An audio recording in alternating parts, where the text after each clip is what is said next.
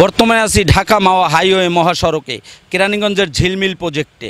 খুন, ছিনতাই, ডাকাতি, মাদক যেন নিত্যদিনের চিত্রে পরিণত হয়েছে এখানে। গতকাল 4 আগস্ট কেরানীগঞ্জের তেগুরিয়া এবং ঝিলমিল প্রজেক্টে কেরানীগঞ্জ রোহিতপুরের ধর্মসুর এলাকার যুবদল কর্মী সাইদুল ও গাইবান্ধার আসাদুল নামে 2 জন অটো চালকের পৃথক 2টি মরদেহ উদ্ধার করেন কেরানীগঞ্জ থানা পুলিশ।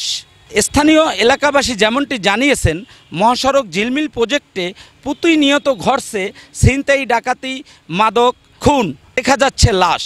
প্রজেক্টের ভিতরে রয়েছে মাদকের ছড়াছড়ি। পুলিশ যেমনটি জানিয়েছেন, ঝিলমিল প্রজেক্ট ব্রিজের নিচে নেই কোনো লাইটিং বা সিসি ক্যামেরার ব্যবস্থা। এই সুযোগ অপরাধীরা নিরাপদ এলাকা হিসাবে বেছে নিচ্ছে ঝিলমিল প্রজেক্টকে। 3টার পরে থেকে এখানে মনে করেন ঢোকা যায় না। তারপরে মাদক দিয়ে মনে করেন আক্রান্ত, বুঝছেন।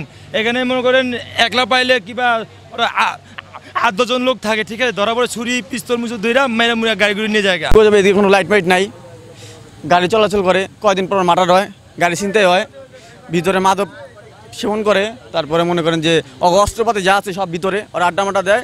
সুযোগ পাইলেই গ্রুপটা মিলে সুযোগ পেলে মনে করেন গলা মলা কাইটা গাড়ি মারি লয়ে যায় বা মোবাইল, ঘড়ি, টাকা পয়সা যা সব লয়ে যায়। 2 দিন পর এই ঘটনা ঘটে।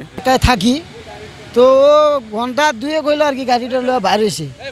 ওইদিকে মনে হয় কোনো টিপ নিয়ে আসছিল, ওনাকে ছিনতাই গাড়িটা হত্যা করে ওনার গাড়িটা নিয়ে যায়। আর আশাফুল ভাই মারা গেছে। হ্যাঁ, কোন জায়গাটা? ঝিলমিল রোডে। হ্যাঁ, ঝিলমিল রোডে আমার ভাই মারা গেছে। ছিনতাই, চুরি সব অন্যান্য এলাকায় ডিএমপিতে যে ক্রাইমগুলো হয়, সেম ক্রাইমের প্যাটার্নের ক্রাইমগুলো এই কেরানীগঞ্জ, যেহেতু ডিএমপির উপকূলে এই ক্রাইমগুলো কেরানীগঞ্জে প্রতিনিয়ত ঘটে।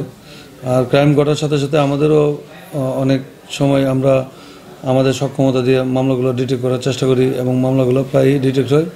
আর বিশেষ করে এখানে একটা ঝিলমিল প্রজেক্ট আছে, ওই প্রজেক্টের মধ্যে অনেক জায়গা ফাঁকা, প্রায় চারদিকে 4 স্কোয়ার কিলোমিটার এলাকার যাবৎ পুরোটাই ফাঁকা এবং ওইটা একটা গহীন অরণ্যের মতো ভিতরে। ওই জায়গাতে সবচেয়ে বড় সমস্যা হয়, এখানে অপরাধীরা অনেক সময় ওই জায়গাতে অবস্থান করে, ওই জায়গাগুলোতে কোনো লাইটিংয়ের সিস্টেম নেই, যার ফলশ্রুতিতে রাত যখন হয়ে যায় তখন অপরাধীরা নির্বিচারে ওই জায়গায় যেতে পারে। যদি লাইটিং সিস্টেমটা থাকতো হয়তো বা এই ধরনের ঘটনা ঘটতো না। আপনারা একটা নিউজও করছিলেন এই বিষয় নিয়ে। এই লাইটগুলো যদি পাওয়া যেত তাহলে অনেক অপরাধ কমতো। তারপরে আমরা আমাদের সক্ষমতা দিয়ে সিসিটিভি ফুটেজও নাই, আমরা প্রত্যেকটা এলাকায়, বিশেষ করে বাড়ি মালিক সমিতি, আমি জয়েন করার পর থেকে বাড়ি মালিক সমিতি সহ প্রত্যেকটা বাড়িতে বিট অফিসারের মাধ্যমে এলাকাগুলোকে সিসিটিভির আওতায় আনার জন্য চেষ্টা চালিয়ে যাচ্ছি। কেরানীগঞ্জ থেকে শাহিন গাজী, ATN নিউজ।